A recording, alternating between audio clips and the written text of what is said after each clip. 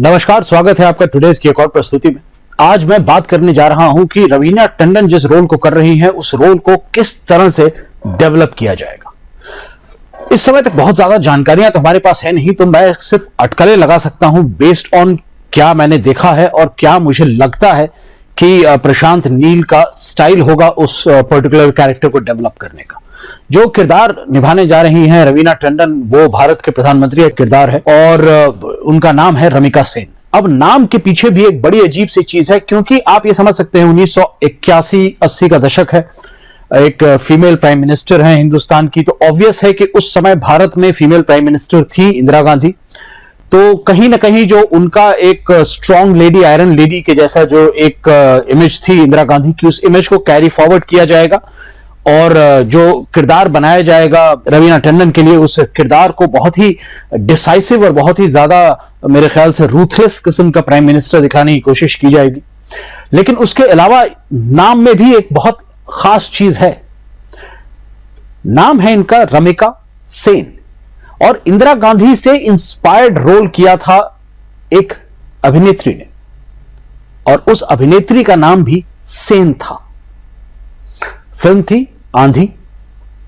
आपको उस अभिनेत्री का नाम कमेंट सेक्शन में पूरा लिखना है, किंतु सेन शब्द जो आया है प्रधानमंत्री के लिए, यह उस एक्ट्रेस से आया है मेरे ख्याल से जो एक्ट्रेस इंदिरा गांधी का रोल की थी, ऑलमोस्ट इंदिरा गांधी से इंस्पायर्ड रोल की थी फिल्म आंधी में। तो यह पहला चीज हुई। सेकेंड चीज हुई कि इस किरदार को कभी भी मेरे ख्याल से डायरेक्टली इंटरैक्ट करने का मौका शायद न मिले रॉकी के साथ, क्योंकि आप एक खास चीज ये देखें कि गरुड़ा को भी जो है डायरेक्टली रॉकी के साथ इंटरैक्ट करने का एक भी मौका नहीं मिला है पूरी फिल्म में। गरुड़ा और यश का जो किरदार था रॉकी, इन दोनों की जो पहली मुलाकात थी वही इन लोगों की आखिरी मुलाकात थी और गरुड़ा की आखिरी सांस। यानी गरुड़ा जब पहली बार इस पे अपनी आंख धरता है उसके बाद वो 30 सेकंड भी जिंदा नहीं रह पाता है।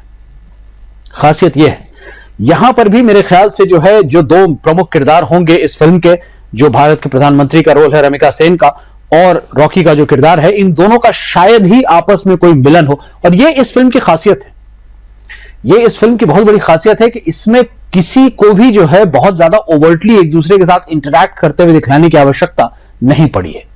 यहां तक कि हीरो हीरोइन का भी इंटरैक्शन है वो दो पर्टिकुलर इंसिडेंट्स के अलावा बहुत कम इंटरैक्शन है, उसके बावजूद दोनों में मोहब्बत है। सिर्फ 2 इंटरैक्शन हुए हैं टोटली इस फिल्म में, या 3 कहें अगर आप उस डिस्कोथेक के सीन में कोई इंटरैक्शन इसे मान सकें आप।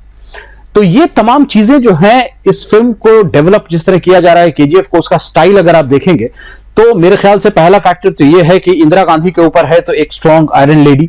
सेकंड, जो मैंने नाम का आपको बताया कि सेन शब्द कहां से आया है और क्यों आया है, कहां पर इसका हिस्टोरिकल कॉन्टेक्स्ट है इंडियन सिनेमा में। और तीसरी बात यह कि चूंकि हम ये देख चुके हैं कि प्रमुख किरदारों का आपस में इंटरैक्ट करना बहुत आवश्यक नहीं है केजीएफ में कहानी को आगे बढ़ाने के लिए, इसलिए मुझे ऐसा लगता है कि रवीना टंडन के किरदार और यश के किरदार में भी जो है आपस का कोई बहुत ज्यादा इंटरैक्शन होने का चांस बहुत कम है। ये मेरे ख्याल से जो है प्रेजेंटेशन रहेगा जो किरदार प्ले करने जा रही हैं रवीना टंडन उसका। रवीना टंडन मेरे ख्याल से अब कंफर्म्ड हो चुकी हैं, क्योंकि विकिपीडिया पेज और बाकी सब जगहों पर जो है रवीना टंडन का नाम धीरे धीरे लिया जाने लगा है। लेकिन चूंकि अभी तक ऑफिशियली उन्हें वेलकम नहीं किया गया है टीम में, इसलिए किसी भी ट्विटर अकाउंट या किसी भी इंस्टाग्राम अकाउंट पे टीम से जुड़े हुए किसी भी व्यक्ति के अभी तक आपने रवीना टंडन का नाम नहीं सुना है, किंतु ये जल्द ही सुनाई देगा।